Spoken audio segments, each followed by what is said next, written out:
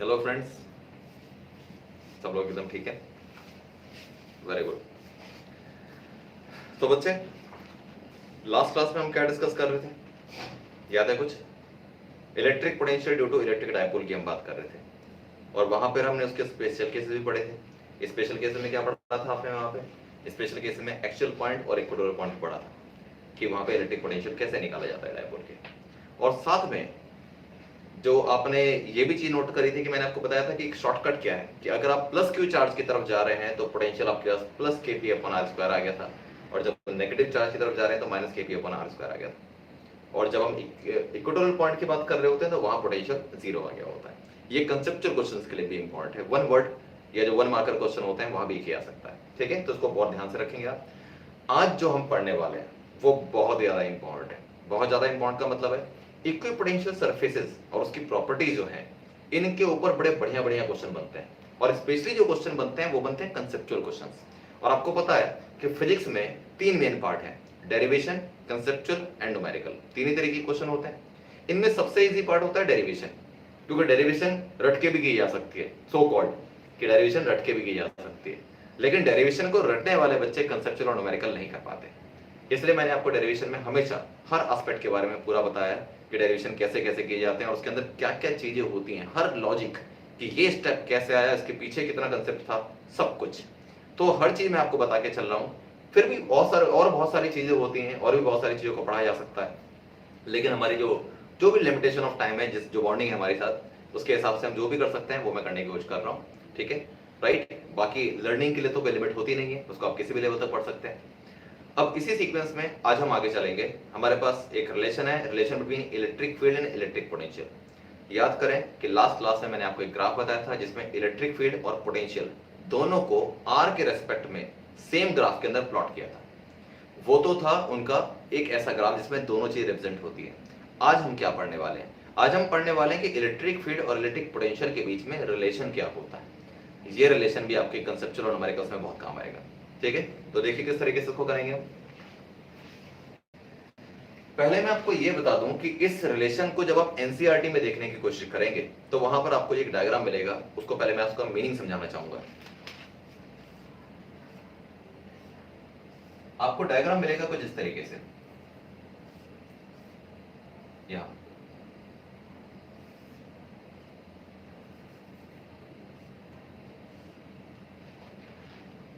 ये जो सरफेस दिख रही है आपके ऊपर, ये सरफेस है और एक ये सरफेस है। ये दोनों ऐसी सरफेस है जिनके ऊपर हर पॉइंट पर पोटेंशियल सेम रहेगा। पोटेंशियल सेम का मतलब होता है अगर मान लो इस पॉइंट पे 12 वोल्ट है तो इस पॉइंट पर भी 12 वोल्ट ही होगा। ऐसी किसी भी सरफेस को हम इक्विपोटेंशियल सरफेस कहते हैं जिसके हर पॉइंट के ऊपर इलेक्ट्रिक पोटेंशियल सेम है। डिटेल में इसकी डेफिनेशन मैं थोड़ी देर बाद बताऊंगा आपको, लेकिन फिलहाल मैं बता रहा हूं एनसीईआरटी का वो डायग्राम, क्योंकि जो हम डेराइव करने वाले हैं उसके लिए जो डायग्राम आपको दे रखा है एनसीईआरटी में वो ये है। तो पहले हम इसको डिस्कस कर लें। तो एक सरफेस आपके पास ये हो गई और दूसरी सरफेस ये हो गई। अगर मान लीजिए कि ये प्लस क्यू चार्ज है मेरे पास, यहाँ प्लस क्यू चार्ज पॉजिटिव, तो क्या आप मुझे बता सकते हैं कि इसमें या इसमें से किस सरफेस के ऊपर पोटेंशियल कम होगा? और अगर आपको याद नहीं आ रहा कि उसको किस तरीके से करना है तो उसका मैं फॉर्मूला आपको बताता हूं। हमारे पास इलेक्ट्रिक पोटेंशियल निकालने का simple formula single point charge की वजह से होता है, V = kq/r। अब इस सरफेस और इस सरफेस के लिए इन देखो तीन चीजें पोटेंशियल में, 1 2 3। इन तीन में से दो चीजें कांस्टेंट हैं। कौन कौन सी? k की वैल्यू फिक्स होती है, इस सरफेस के लिए भी इस सरफेस के लिए भी सेम आएगा, 9 × 10⁹।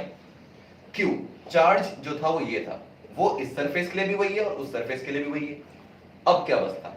r। चेक करो कि क्या इस चार्ज से इस सरफेस के डिस्टेंस और इस सरफेस के डिस्टेंस बराबर है? तो आंसर आएगा नो, ये पास है। इसका r अगर कम है तो v प्रोपोर्शनल टू 1/r होता है। अगर r इसका कम है तो इसका मतलब इसका पोटेंशियल ज्यादा हो जाएगा, वैल्यू ज्यादा आएगी। तो इसका मतलब ये हुआ कि अब मैं क्या इमेजिन करता हूं, अब मैं ये इमेजिन करता हूं जैसे मैंने यहाँ 12 वोल्ट अगर मान लिया था तो ये पक्की बात है ये 12 से कम ही होगा, 10 हो सकता है, 11 भी हो सकता है, लेकिन 12 नहीं होगा, ना 13 होगा। 12 से कम होगा, 10 9 8 7 कुछ भी हो सकता है। वो इस बात के ऊपर डिपेंड करता है कितना दूर है, ठीक है? अब सुनिए, तो आपको जो एनसीईआरटी में डायग्राम दे रखा है उसके हिसाब से अगर मैं आपको कुछ बताना चाहूं कि अगर आपके पास ये प्लस क्यू चार्ज है, positive Q isolated charge, electric field lines यहां से बाहर निकल रही है ऐसे ऐसे, ओके, तो मैंने बताया कि यहां पोटेंशियल ज्यादा था, तो अगर इसके पोटेंशियल को, इस वाले के पोटेंशियल को मैं V मान लूं, तो ऊपर वाले के पोटेंशियल को V माइनस dV मान सकते हैं। V माइनस dV का मतलब ये तो कंफर्म बात है ना कि इस V में से ये कम होगा, छोटा हो जाएगा। अगर ये 12 था तो ये 10 हो सकता है, तो इसका मतलब 10 कब होगा, जब इस V में से मैं कुछ माइनस कर दूंगा। यानी कि अगर ये 12 है तो ये 12 माइनस 2 यानी कि 10 था। तो पक्की बात है कि जो इसकी वैल्यू उससे छोटी ये वैल्यू होगी। अच्छा, मैं अब इसको किसी और तरीके से भी लिख सकता हूं। एक तो ये था कि मैंने इसको V और इसको V माइनस dV मान लिया ताकि ये पता लगे कि ये बड़ा है और ये छोटा। दूसरा तरीका क्या है? दूसरा तरीका ये है कि मैं इसको V प्लस dV मान लूं और इसको V मान लूं। अब भी सही है कि नहीं है? चेक करो, अब भी सही है। V प्लस dV का मतलब ये बड़ा हो गया और वो छोटा हो गया। मतलब दोनों ही केस में एक बात कॉमन थी कि नीचे वाली सरफेस का पोटेंशियल ज्यादा है और ऊपर वाले का कम। तो एनसीईआरटी में आपको कुछ ऐसा डायग्राम मिलेगा, और ये जो सरफेसेस होती है ना, ये surfaces, they are known as equipotential surfaces. Equipotential surfaces, इसका मीनिंग समझना जरूरी है कि इन पोटेंशियल सरफेसेस का मतलब क्या होता है। ठीक है, अब जब हम डेरिवेशन करेंगे तो जरूरी नहीं कि आप इस डायग्राम को बना भी सकते हैं, अगर बनाते हैं तो बहुत अच्छी बात है, अदरवाइज एक दूसरे डायग्राम से हम इसको सीख सकते हैं, वो सीखने के लिए आसान रहेगा। ठीक है, वो क्या है देखते हैं।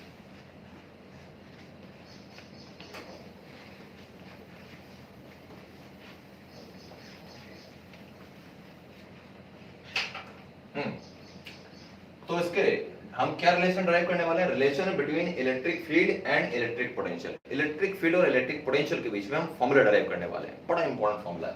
देखिए, तो डायग्राम में क्या बनाता हूं, एक प्लस क्यू चार्ज एरिया मैंने, ठीक है, एक पॉइंट हो गया हमारे पास ए, एक पॉइंट हो गया B, and the separation between that is D R, जिसको हम नॉर्मली dx मान लेते हैं, dx भी ले सकते हैं, लेकिन नॉर्मली अगर आप बुक्स में रिप्रेजेंटेशन देखेंगे तो आपको dr मिलेगा, तो मैं इसलिए dr ले रहा हूं। dr का मतलब होता है स्मॉल डिस्टेंस, ठीक है, ओके। तो a से b की तरफ लेके आ रहे हैं आप किस चीज को। अच्छा, पॉजिटिव चार्ज अगर ये है तो इलेक्ट्रिक फील्ड किधर होगा? इलेक्ट्रिक फील्ड होता है पॉजिटिव से अवे। अवे का मतलब इससे इधर की ओर जाएगा, उससे उधर जा सकता है, उससे उधर भी जा सकता है, उससे उधर भी जा सकता है, उससे उधर भी जा सकता है, मतलब पॉजिटिव से दूर जाएगा। तो ये जो पॉजिटिव चार्ज है उससे इलेक्ट्रिक फील्ड जाएगा इधर की ओर। This is the direction of electric field. और आप किसी चार्ज, जो चार्ज Q नॉट था, उसको आप लेके आ रहे हैं इन्फिनिटी से, वही हमारे पास कंसेप्ट है। इन्फिनिटी से उस चार्ज को हम लेके आ रहे हैं through points A and B, ठीक है। अब सुनो बेटा, और क्या क्या चीजें हैं। ए वाले पोटेंशियल को मैं मान लेता हूं VA और बी के पोटेंशियल को मान लेता हूं VB। VA का मतलब पोटेंशियल एट A, VB का मतलब पोटेंशियल एट B। अब जरा इनकी वैल्यूज के बारे में गौर फरमाइए। अगर मेरे पास VA की वैल्यू V है, ठीक है, इसको मैं ऊपर लिख देता हूं, ये VA की वैल्यू अगर मेरे पास V है तो VB की वैल्यू मेरे पास V प्लस DB होगी। ये समझिए कैसे। अभी जो थोड़ी देर पहले मैंने आपको डायग्राम बताया, जो चार्ज के पास होगा वहां होगा पोटेंशियल ज्यादा, क्योंकि V inversely proportional to R होता है। डिस्टेंस कम तो पोटेंशियल ज्यादा, यहां से लेकर यहां तक का डिस्टेंस कम है तो यहां पोटेंशियल ज्यादा हो जाएगा। तो VB के पोटेंशियल को मैंने लिखा है V प्लस DB, ठीक है, और A का पोटेंशियल कम हो जाएगा उससे, तो V प्लस DB ये था तो ये V हो गया। तो ये ऑब्वियसली आपको दिख रहा है कि A का पोटेंशियल अगर V है और VB का पोटेंशियल V प्लस DB है तो VB वाला ज्यादा है, और ज्यादा होना भी चाहिए। क्यों ज्यादा होना चाहिए? क्योंकि पॉजिटिव वाले चार्ज से B पास में है तो इसका पोटेंशियल ज्यादा होना चाहिए, और A वाला पोटेंशियल, A वाला दूसरा दूर है आपके पास तो उसका पोटेंशियल कम होना चाहिए। तो हमने इसको लेट कर लिया V प्लस DB और V, ये बिल्कुल वैसा ही है। अब आपको कंपेयर करिए जरा इस डायग्राम से, अभी आपको पता लग जाएगा कि दोनों के बीच में क्या रिलेशन था, क्या सिमेट्री थी। ये डायग्राम जरा कंपेयर करो, ये रहा प्लस क्यू चार्ज, ये है मेरे पास B, डायग्राम के हिसाब से ये B है और ये A है। समझ में आ रहा है? मैंने इसको ऐसे बनाया और ये डायग्राम ऐसे है, सिर्फ इतना अंतर है, ये B है और ये A है। तो अगर मैं इसको V प्लस DB मान लूंगा तो ये हमारे पास V आ जाएगा ना, सिर्फ ये ज्यादा होगा ये कम होगा, वही तो लिखा है हमने वहां पे। तो this diagram and that diagram they are same, ठीक है बच्चे। बस इसको थोड़ा इजी वे में समझाने के लिए हम ये डायग्राम बना देते हैं, ओके। अब आगे बढ़े। अब इसके बाद आपको क्या करना है, कंसीडरेशन मैं नहीं लिखवा रहा हूं, हम डायरेक्टली लिखेंगे कि एक्सप्रेशन क्या क्या चीजें हैं। तो पहले मैं बताता हूं कि इसकी समरी क्या है, डेरिवेशन को हम कैसे ड्राइव करें। मुझे वर्क डन का फॉर्मूला लगाना है, अगर आप इसको मूव करा रहे हैं तो ऑब्वियसली एक फोर्स लग रहा है which is called electrostatic force, ठीक है, जिसको अब इलेक्ट्रिक फील्ड की फॉर्म में लिखेंगे तो फोर्स का फॉर्मूला होता है F इक्वल टू QE। तो मैं उसको लिख लेता हूं, electric force acting at Q not. Q not जो चार्ज था जिसको हम लेके आ रहे हैं बेसिकली यहां पर, उस पे इलेक्ट्रिक फोर्स कितना काम करता है, फोर्स का फॉर्मूला होता है F equal to QE। Formula ये होता है, E हो गया इलेक्ट्रिक फील्ड इस वाले चार्ज का, और Q क्या है हमारे पास, Q वो चार्ज होता है जिसको आप मूव करके लेके आ रहे हो, तो ये बेसिकली Q ना होके Q नॉट हो जाएगा। तो फॉर्मूले में ध्यान रखना है, यहां पे वो चार्ज रखा जाता है जिसके ऊपर फोर्स लगा है, तो फोर्स लग रहा है इसके ऊपर, लग तो हालांकि दोनों के ऊपर रहा है लेकिन ये सोर्स चार्ज है और ये टेस्ट चार्ज है, तो F equal to Q naught E, यहाँ पे वो चार्ज रखा जाता है जिसको आप लेके आ रहे होते हैं बेसिकली, ठीक है, और इलेक्ट्रिक फील्ड ये हो गया। अच्छा अब देखिए, now work done in moving test charge, work done in moving test charge from A to B।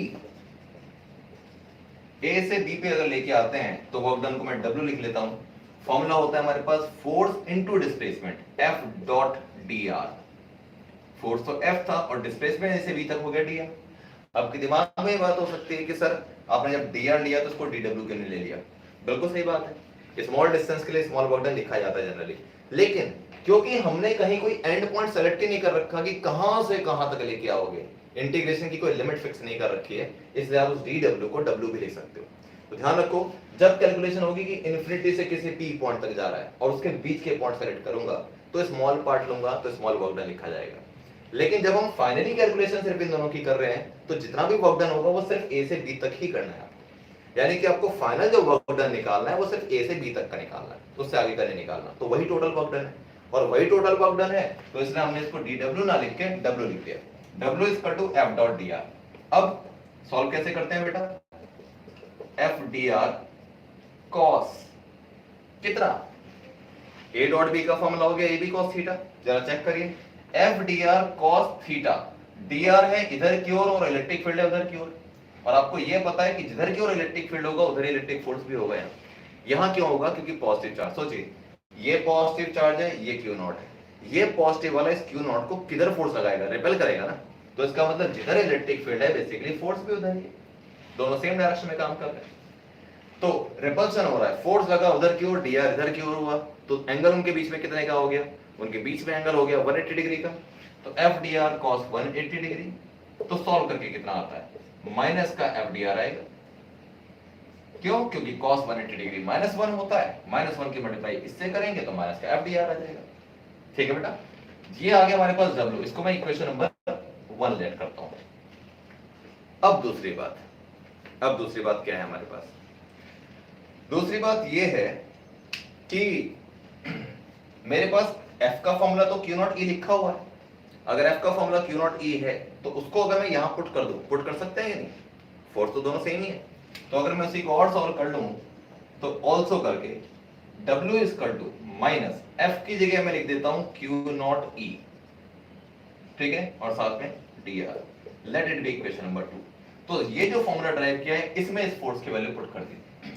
अब आपके दिमाग में ये बात आ सकती है कि सर यहाँ तो आपने फोर्स के ऊपर वेक्टर लगा रखा है और यहाँ फोर्स के ऊपर वेक्टर नहीं लगा रखा है, तो वैल्यू कैसे पुट कर रहे हैं, अरे उस फोर्स के वेक्टर साइन को मैं सॉल्व तो कर चुका हूँ, सॉल्व कर तो लिया, F डॉट dr में F dr cos थीटा लिख तो लिया, तो इसका मतलब ये हुआ कि उसको अगर मैं यूज कर चुका हूँ तो मैं सिर्फ इसका मैग्नीट्यूड लिख रहा हूँ कि F की वैल्यू QE तो होती ही है ना, बस ये F वेक्टर और E वेक्टर मैंने इसलिए लगाया ताकि ये पता लग जाए कि E वेक्टर और F vector they are in the same direction. एक बात और सुनो, अगर बेटा यहाँ पे माइनस होता ना तो इसका मतलब होता है कि इलेक्ट्रिक फील्ड और फोर्स अपोजिट डायरेक्शन में काम करते हैं, और अगर प्लस हो तो they are in the same direction, ठीक है, इस बात को ध्यान रखना।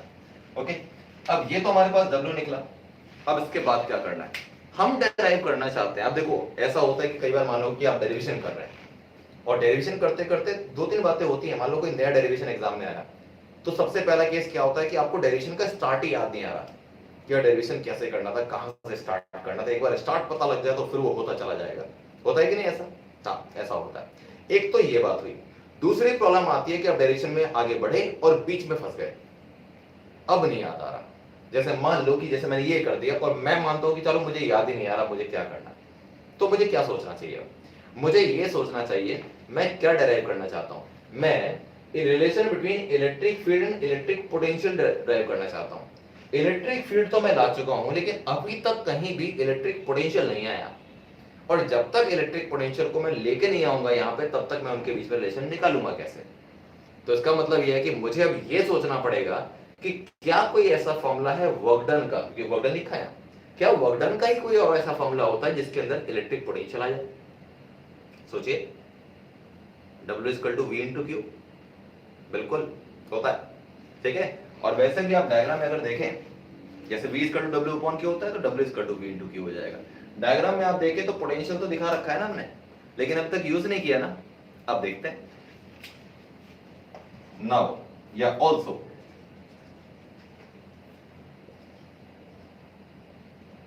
वर्क डन जो है हमारे पास वो W equal to V into Q होता है। अब Q वो Q है जिसको आप लेके आ रहे हैं टेस्ट चार्ज। V है पोटेंशियल कहां, ये बेसिकली पोटेंशियल डिफरेंस होता है, और पोटेंशियल डिफरेंस होता है तो इसका मतलब क्या हुआ, A से लेकर B तक लेके आ रहे हो, तो मैं इसको लिखूंगा VAB, यानी कि moving from A to B। A से B लेके आ रहे हैं तो VAB लिखेंगे, ऐसा हम पहले भी एक बार सॉल्व कर चुके हैं। तो फिर इसको क्या लिख पाएंगे हम, इसको हम लिख पाएंगे VAB को लिखते हैं VB minus VA into Q nought, आ जाएगा ये। अब इन दोनों की वैल्यू पता है मुझे VB और VA की वैल्यू पता है, दिख रही है कहीं, दिख रही है? VA equal to V and VB equal to V plus DB, दिख रहा है ना? कर देते हैं value put. Therefore W equal to VB की वैल्यू आपको पुट करनी है V प्लस DB, ठीक है, माइनस VA की वैल्यू पुट करनी है V, स्क्वायर ब्रैकेट बाहर क्यू नॉट। क्या आएगा सॉल्व करके? सॉल्व करके मेरे पास आता है यहां पे, इसको बल्कि मैं यहां भी देता हूं, W is equal to V plus DB minus V। तो जब इसको आप ओपन करेंगे ब्रैकेट को, तो माइनस का V और ये प्लस का V दोनों कैंसिल हो जाएंगे, क्या बचेगा? DV into Q not. या इसको मैं लिखने का तरीका ये होता है कि इसको ऐसे लिखा जाता है, डिफरेंशियल वाला टर्म हमेशा पीछे लिखा जाता है, Q naught into DV. This is equation number 3। तो W मेरे पास क्यू नॉट डीवी भी निकल के आ गया, और W ही मेरे पास माइनस का Q not E D R आ गया। यानी कि W के दो ऐसे फॉर्मूले आ गए जिसमें एक में इलेक्ट्रिक फील्ड आता है और एक में इलेक्ट्रिक पोटेंशियल आता है। और हमें क्या चाहिए, इलेक्ट्रिक फील्ड और इलेक्ट्रिक पोटेंशियल के बीच में ही रिलेशन चाहिए। तो बहुत सीधी सी बात है, दोनों को कंपेयर करना है। तो चलिए देखते हैं अब क्या लिखेंगे।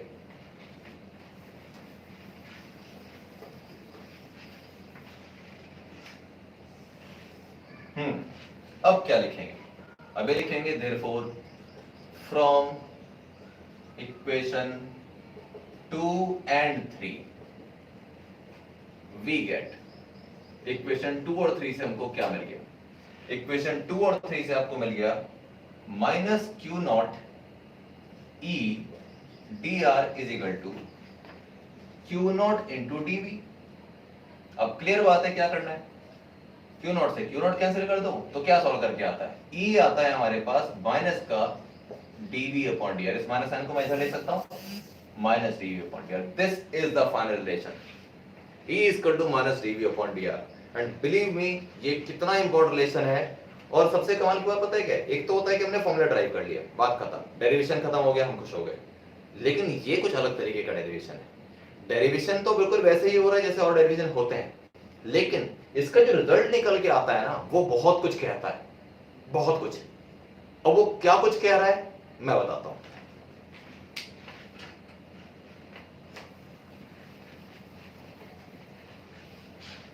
सबसे पहला क्वेश्चन कि नेगेटिव साइन यहां पे क्या इंडिकेट करता है, यहां पर नेगेटिव साइन क्या इंडिकेट कर रहा है, ये एक इंपॉर्टेंट बात है। तो नोट करके मैं इस चीज को लिख रहा हूं, ये आपको जरूर पता होना चाहिए कि here negative sign indicates that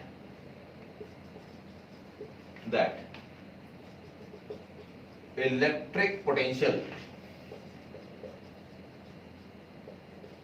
decreases in the direction of electric potential decreases in the direction of electric field. ये होता है इसका बिल्कुल सटीक आंसर। कि अगर आपसे पूछ लें कि इस फॉर्मूले में नेगेटिव साइन क्या इंडिकेट करता है, तो वो यही इंडिकेट करता है कि जिधर इलेक्ट्रिक फील्ड है उधर पोटेंशियल कम हो रहा है। अब हमें तो ये बात समझ नहीं आई, ये तो पता लग गया कि आपने लिखा क्या है, लेकिन मीनिंग क्या है इसका। अब इसका मीनिंग समझना है तो मैं दो तरीके से मीनिंग समझाता हूं, एक डायग्राम से और एक मैथमेटिकली। देखिए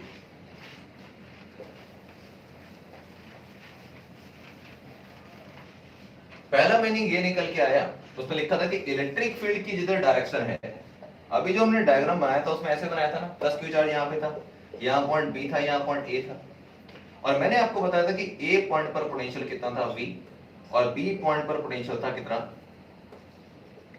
v प्लस dv। अभी जो हमने डायग्राम लिखा था, अब देखिए v प्लस dv जो हमारे पास है, ये ऑब्वियसली इससे ज्यादा हो गया ना, इससे तो ये ज्यादा ही है ना, क्योंकि इसमें कुछ ऐड हो रहा है। तो इसका मतलब है कि अगर मान लो ये 15 वोल्ट है तो ये पॉसिबल है कि ये 14 वोल्ट हो जाए। इस वैल्यू के हिसाब से भी ये कंफर्म बात है कि ये वैल्यू छोटी होगी और ये वैल्यू बड़ी होगी। अब आप जरा इस स्टेटमेंट की तरफ चलिए, ये पॉजिटिव चार्ज था तो इलेक्ट्रिक फील्ड किधर था बेटा, इधर था। इन the direction of electric field, जिधर इलेक्ट्रिक फील्ड जा रहा है वहां पर पोटेंशियल कम हो रहा है, 15, 14, 13, 12 समथिंग कम होता चला जाएगा। और उसके पीछे रीजन क्या है, रीजन बड़ा सिंपल सा है, V = KQ/R, डिस्टेंस बढ़ेगा तो पोटेंशियल कम होता चला जाएगा। ये तो था डायग्राम से इसका, कि इलेक्ट्रिक फील्ड जिधर दिख रहा है आपको कि इलेक्ट्रिक फील्ड इधर जा रहा है तो पोटेंशियल उधर की ओर कम होता चला जा रहा है। दूसरी बात ये है कि इसको मैथमेटिकली कैसे देखा जाए।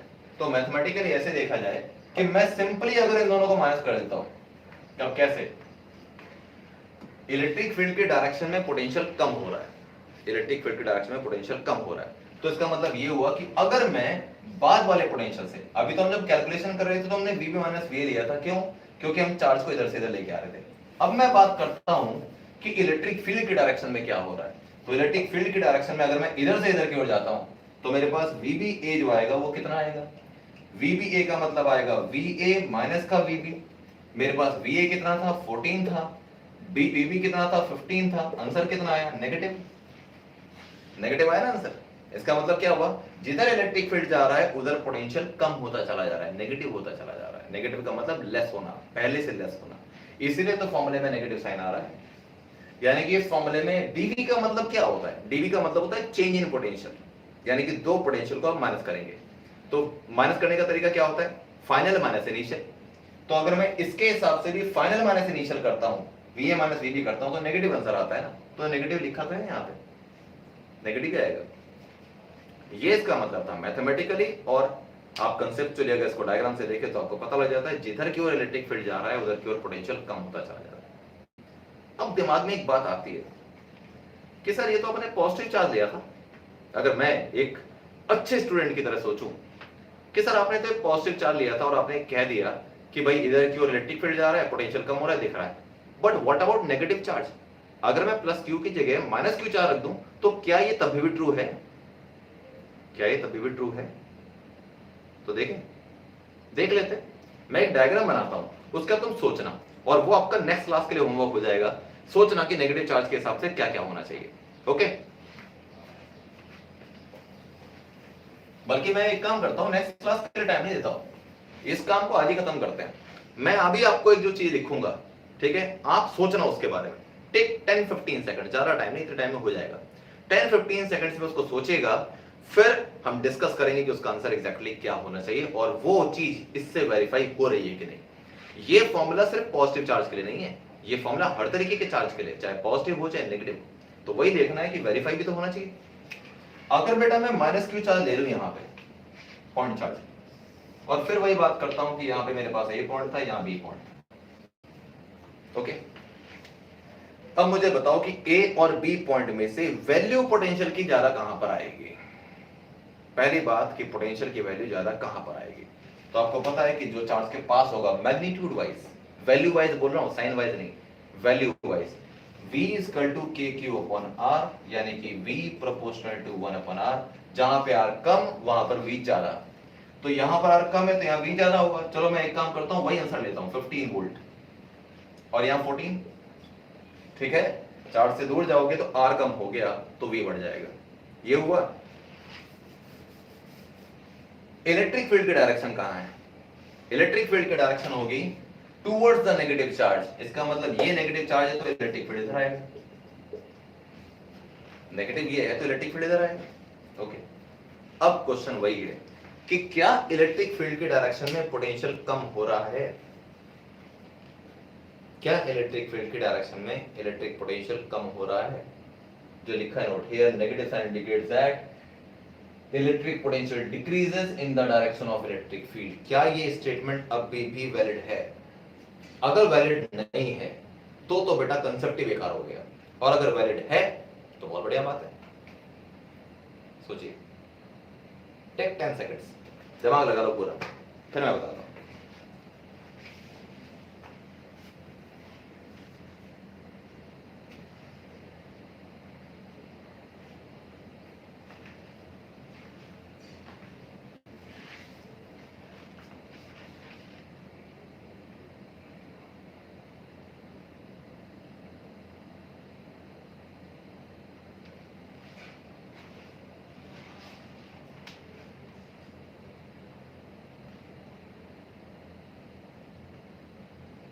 कुछ बच्चे होंगे जिन्होंने सरेंडर कर दिया होगा, अरे सर तो थोड़ी देर बाद बता ही देंगे, हम अपना दिमाग क्यों खर्च करें। तो भैया कहाँ लेके जाओगे दिमाग बचा के? मतलब दिमाग बचा के रखा है, कभी उसकी नीलामी होगी तो वो दिमाग जो सबसे कम यूज हो रखा है वो सबसे महंगा बिकेगा। इस बारे का इंतजार कर रहे हो? ऐसा कभी नहीं होने वाला। दिमाग तो यूज करना ही पड़ेगा।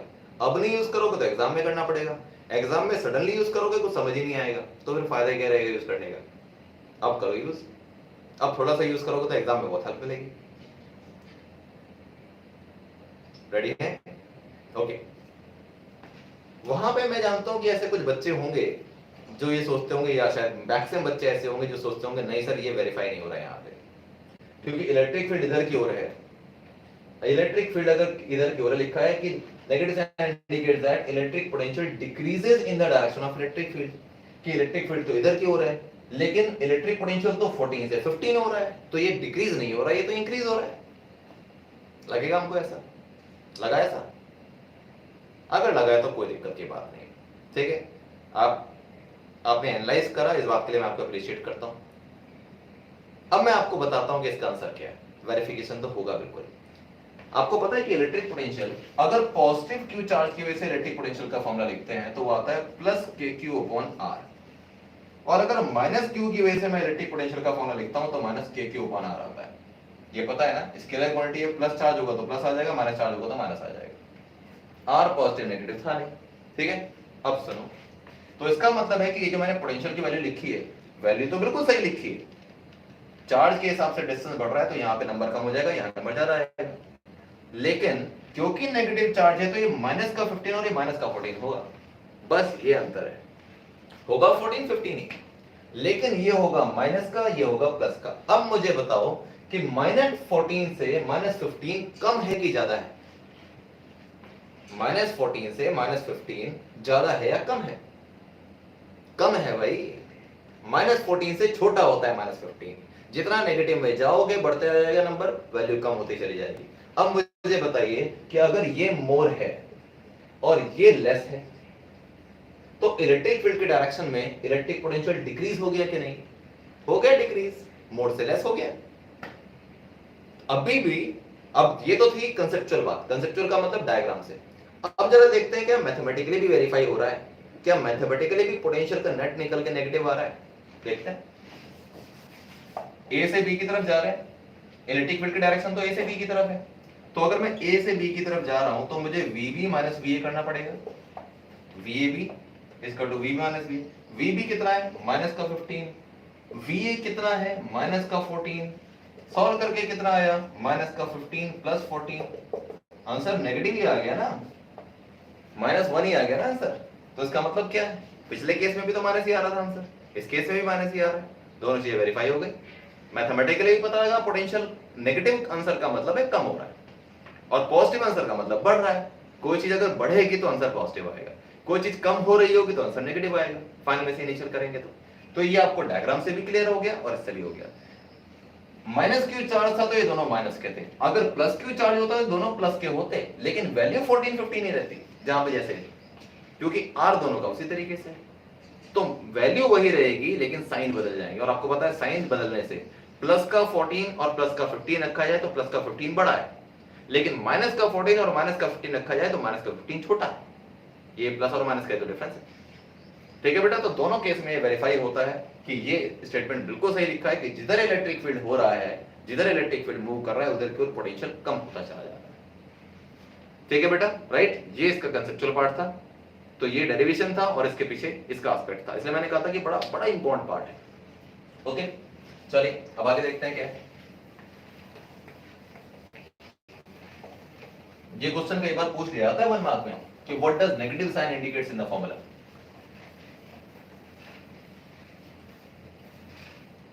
ठीक, अब क्या है हमारे पास, अब हमारे पास जो नेक्स्ट चीज है वो है हमारे पास इक्विपोटेंशियल सरफेस किसको बोलते हैं। ये कंसेप्ट थोड़ा इजी है, इतना कोई खास मुश्किल काम नहीं है। इक्विपोटेंशियल सरफेसेस, जैसा कि आपको नाम से ही पता लग गया, इक्वी का मतलब इक्वल पोटेंशियल, यानी कि ऐसी सरफेसेस जिन पे पोटेंशियल सेम रहता हो। अब ये पोटेंशियल सेम कैसे रहता होगा, ऐसी कौन सी सरफेसेस होती हैं, उनकी शेप क्या क्या होती है, वही हम सीखेंगे। तो अब देखिए, ये मेरे पास प्लस क्यू चार्ज था मान लिया, और मैंने थोड़ी देर पहले आपको बताया था कि एक सरफेस मेरे पास ये रही और एक सरफेस ये रही। ये भी एक इक्विपोटेंशियल सरफेस है और ये भी एक इक्विपोटेंशियल सरफेस है। अब कैसे, ये देखो, अगर मेरे पास एक प्लस क्यू चार्ज है तो ध्यान रखना, चार्ज से सरफेस तक के डिस्टेंस को हम परपेंडिकुलर मेजर करते हैं। ये कंजर्वेटिव क्वांटिटी होती है, पाथ के ऊपर डिपेंड नहीं करती है। कौन? Electric potential. ठीक है, तो अब देखो, यहां से लेकर यहां तक का जो डिस्टेंस है, अगर मैं इसको r मान लूं तो मेरे पास इस लाइन से यहां तक का डिस्टेंस भी r ही होगा, इस लाइन से यहां तक का डिस्टेंस भी r होगा, इस लाइन से यहां तक का भी डिस्टेंस r होगा। तो इसका मीनिंग ये निकलता है, इसको चलो मैं r ना मान के r1 मान लेता हूं, क्योंकि मुझे दूसरी सरफेस की बात भी करनी है। अब मुझे बताओ, चार्ज अगर सबके लिए सेम है, मतलब इस सरफेस के लिए चार्ज सेम है, डिस्टेंस भी सेम है, तो इस पॉइंट पर अगर मैं पोटेंशियल निकालता हूं, मान लो 10 वोल्ट आता है, तो इस पॉइंट पर भी 10 वोल्ट ही आएगा, इस पॉइंट पर भी 10 आएगा, इस पॉइंट पर भी 10 आएगा। क्यों आएगा? क्योंकि V = KQ/R, K सबके लिए सेम है, चार्ज सबके लिए सेम है, R भी सबके लिए सेम है। जब तीनों चीजें सबके लिए सेम है तो इसका मतलब पोटेंशियल एग्जैक्टली सेम आएगा। तो ऐसी कोई सी भी सरफेस जिसके हर पॉइंट के ऊपर इलेक्ट्रिक पोटेंशियल सेम रहता है, it's called as equipotential surface. So equipotential surface is the surface at every point of which the electric potential remains same. ये इसकी डेफिनेशन होती है। मैं रिपीट कर रहा हूं, equipotential surfaces are the surfaces at every point of which electric potential remains same. ठीक है, अब सुनो, ऊपर वाली सरफेस की बात करते हैं। अब क्या हुआ कि इसी चार्ज तो यही है, यहां से लेकर यहां तक का डिस्टेंस मैं मान लेता हूं R2, यहां से लेकर यहां तक का डिस्टेंस ये भी R2 हो जाएगा, यहां से लेकर यहां तक का डिस्टेंस ये भी R2 हो जाएगा। तो अब क्या हुआ, पहले डिस्टेंस था R1, यानी कि इस वाली सरफेस के लिए था V = KQ/R1, इस वाली सरफेस के लिए आएगा V = KQ/R2। अब मुझे बताओ, अब मुझे ये बताइए कि जब R2 सबके बराबर है, इस पॉइंट की बात करता हूं, एक पॉइंट ये हो गया, एक पॉइंट ये हो गया, एक पॉइंट ये हो गया, अगर R2 तीनों केस में बराबर है और चार्ज भी बराबर है और K भी बराबर है, तो पोटेंशियल सेम आएगा। लेकिन ये पक्की बात है कि R, देखो दोनों में से बड़ा कौन है, R2 जो है वो R1 से बड़ा है, R2 R1 से बड़ा है, पता है ना, R1 इतना सा R2 इतना, R2 अगर R1 से बड़ा है तो V2 जो होगा वो लेस हो जाएगा V1 से। क्यों? क्योंकि हमको पता है कि V = 1/R होता है, R बड़ा होगा तो V छोटा हो जाएगा, तो R2 अगर बड़ा था तो V2 छोटा हो गया। तो अब इसके हिसाब से अगर मैंने बताया कि इस पोटेंशियल सरफेस पर, जो नीचे वाली सरफेस थी, अगर इस पे सब पे 10 वोल्ट का पोटेंशियल है, तो ऊपर वाले पे पॉसिबल है 8 वोल्ट हो, 9 हो, 7 हो, 6 हो, लेकिन ना तो 10 हो सकता है ना 10 से ज्यादा, कम होगा। और वो कम क्यों होगा? क्योंकि डिस्टेंस ज्यादा हो गई तो पोटेंशियल कम हो गया। अब ये 8 वोल्ट जो है वो 8 वोल्ट यहां भी होगा, यहां भी होगा, यहां भी होगा, सब जगह 8 वोल्ट ही होगा। इसका मतलब क्या हुआ? इसका मतलब ये हो गया इस सरफेस के भी हर पॉइंट पर पोटेंशियल सेम है, that's why it is known as equipotential surface. इसी तरीके से इस सरफेस के भी हर पॉइंट पर पोटेंशियल सेम है, इसलिए ये भी इक्विपोटेंशियल सरफेस है। लेकिन अब गौर से सुनना, मैं क्या कह रहा हूं, ये एक इक्विपोटेंशियल सरफेस है, ये एक इक्विपोटेंशियल सरफेस है, लेकिन ये दोनों आपस में इक्विपोटेंशियल नहीं है। क्या बोला मैंने कि ये दोनों आपस में इक्विपोटेंशियल नहीं है, they are not mutually equipotential to each other. कैसे? यहां पे 8 वोल्ट था, यहां पे 10 वोल्ट था, दोनों का पोटेंशियल बराबर है नहीं। तो इसका मतलब क्या है, इस सरफेस के सारे पॉइंट्स पे सेम पोटेंशियल है, तो ये एक इक्विपोटेंशियल सरफेस है। इस सरफेस के सारे पॉइंट पर सेम पोटेंशियल है, इसलिए ये इक्विपोटेंशियल सरफेस है। लेकिन इन दोनों के दोनों सरफेस का पोटेंशियल अलग अलग है, तो ये दोनों आपस में इक्विपोटेंशियल नहीं है। ये बात पता लगी ढंग से? ठीक है, इसको दोबारा चाहे सुन लेना बाद में। ठीक है, तो मैंने क्या बताया कि अगर सेम पोटेंशियल रहता है सरफेस के ऊपर हर पॉइंट पर, तो इक्विपोटेंशियल सरफेस हो गई। दूसरे पे भी सेम पोटेंशियल था, तो इक्विपोटेंशियल हो गई। लेकिन दोनों का पोटेंशियल आपस में मैच नहीं करता था, इसलिए वो दोनों आपस में इक्विपोटेंशियल नहीं हुई। ठीक है बेटा, राइट? अच्छा, अब बात करते हैं इसके आगे की। तो डेफिनेशन मैंने आपको बता दी थी, इसका मीनिंग समझा दिया। अब है इसकी प्रॉपर्टीज कि इक्विपोटेंशियल सरफेस की प्रॉपर्टीज क्या होती है।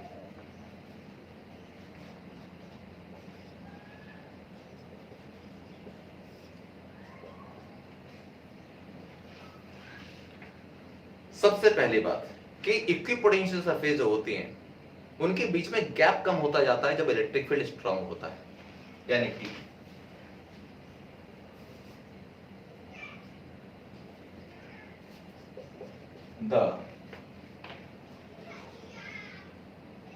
when लिखता हूं, when the separation between equipotential surfaces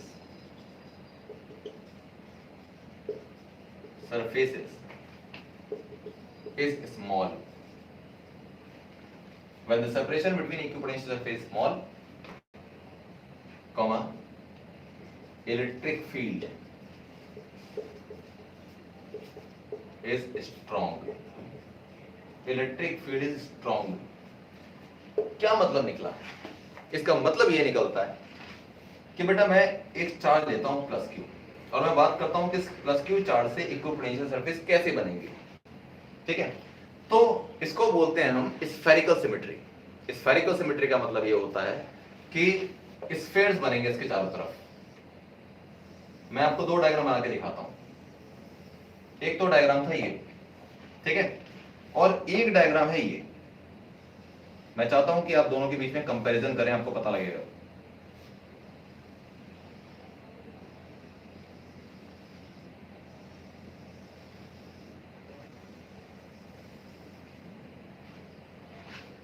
yes, एक ये डायग्राम था हमारे पास, एक ये डायग्राम था। दोनों ही स्फेरिकल सिमेट्री हैं। स्फेरिकल सिमेट्री का मतलब ये होता है कि ये परफेक्ट स्फेयर है। आपको अब ये किस तरीके से, मान लो इस पॉइंट के ऊपर प्लस क्यू चार्ज था, तो बेटा यहां से यहां तक का डिस्टेंस r है, यहां से भी यहां तक का डिस्टेंस r है, यहां से भी यहां तक का डिस्टेंस r है। तो जितना पोटेंशियल यहां होगा ना, अगर वो v1 है तो यहां भी v1 होगा, यहां भी v1 होगा, यहां भी v1 होगा। तो इस सरफेस के ऊपर, ये पूरे स्फेयर के ऊपर हर पॉइंट पर पोटेंशियल सेम है। इसका मतलब ये पूरी एक इक्विपोटेंशियल सरफेस हो गई। और ये कैसी होगी? पूरा स्फेयर, सेंटर में रखा है चार्ज और पूरा स्फेयर आ गया। तो रेडियस अगर सेम रहेगी, चार्ज भी सेम रहेगा, तो पोटेंशियल तो सेम हो जाएगा सरफेस के ऊपर। तो ये पूरा का पूरा स्फेयर जो है वो इक्विपोटेंशियल सरफेस है। इसी तरीके से जब मैं इसकी बात करता हूं तो डिस्टेंस अलग हो गया। यहाँ डिस्टेंस अगर r1 था तो यहाँ डिस्टेंस r2 हो गया। अगर डिस्टेंस r2 हो गया तो यहाँ पोटेंशियल v2। अब यहाँ भी डिस्टेंस r2 हो जाएगा तो यहाँ v2 v2 v2। पता लग गया? ये भी इक्विपोटेंशियल हो गई, नेक्स्ट वाला भी इक्विपोटेंशियल हो जाएगा। लेकिन मैंने कहा कि आपको इसमें और उसमें कंपैरिजन करना है। यहां पर जैसे मैंने आपको r1 r2 बताया, वहां भी वैसे ही बनेंगे, और वहां पर भी आपको जो स्फेयर दिखेंगे वो सारे बिल्कुल वैसे ही हैं कि वहां पे एक पोटेंशियल, पहला स्फेयर एक पोटेंशियल का हो जाएगा, दूसरा स्फेयर दूसरे पोटेंशियल का हो जाएगा, तीसरा स्फेयर तीसरे पोटेंशियल का हो जाएगा। लेकिन डिफरेंस क्या देखा आपने? पहला डिफरेंस आपने देखा होगा जो शायद आपके दिमाग में लगा हो, हालांकि उसको वो बाय चांस बन गया, वो ये था कि इसमें नंबर ऑफ लाइंस ज्यादा है, इसमें नंबर ऑफ लाइंस कम है। यानी इसमें नंबर ऑफ स्क्वायर्स मैंने 3 बनाए, उसमें शायद मैंने आपको 1 2 3 4 5 6 बना दिए। तो आपको लगे कि यहाँ पे आपने नंबर ऑफ लाइन ज्यादा बनाई है, यहाँ पे कम बनाई है, मान लिए। लेकिन ये ऐसा डिफरेंस नहीं जिसको मैं दिखाना चाह रहा था, वो बाई चांस बन गया। एक डिफरेंस जो मैं आपको बताना चाह रहा था, जो मेन डिफरेंस है, उसको देखते ही पता लग गया होगा आपको। इनके बीच में गैप जो था वो ऑलमोस्ट मैंने सेम रखा था, लेकिन आप यहां चेक करें तो यहां पर पहले तो गैप कम कम है और बाद में गैप बढ़ता जा रहा है। पहले गैप कम था, बाद में गैप बढ़ रहा था। अब ये क्या रिप्रेजेंट करता है? इक्विपोटेंशियल सरफेसेस जितनी क्लोज होंगी वहां पर उतना स्ट्रॉन्ग इलेक्ट्रिक फील्ड होगा, वहां पे उतना स्ट्रॉन्ग इलेक्ट्रिक फील्ड होगा। और जितनी दूर दूर होती चली जाएंगी, यानी कि जैसे जैसे आर बढ़ता जाएगा, आप सोच के देखिए काम कितना आसान है। मैं इस डायग्राम के हिसाब से आपको बताता हूं।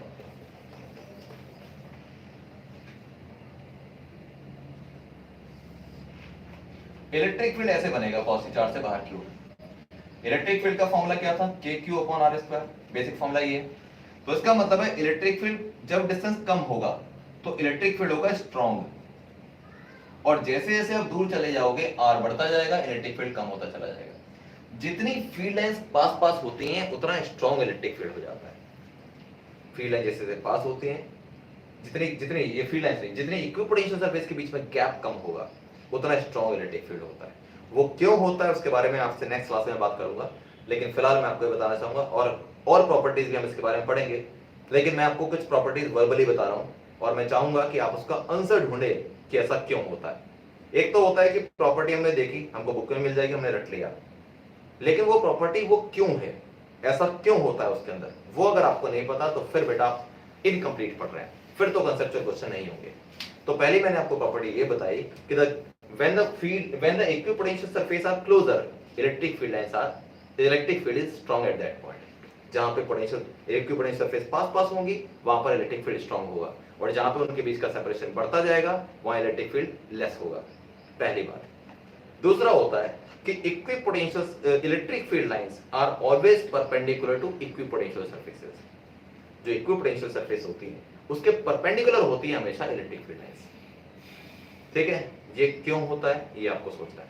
ठीक है, फिर कुछ और भी प्रॉपर्टीज है, नेक्स्ट क्लास में उसके बारे में बात बताएंगे। मैं आपको प्रॉपर्टीज भी बताते जाऊंगा साथ साथ, और उसका एक्सप्लेनेशन बताता जाऊंगा कि ऐसा ही क्यों होता है।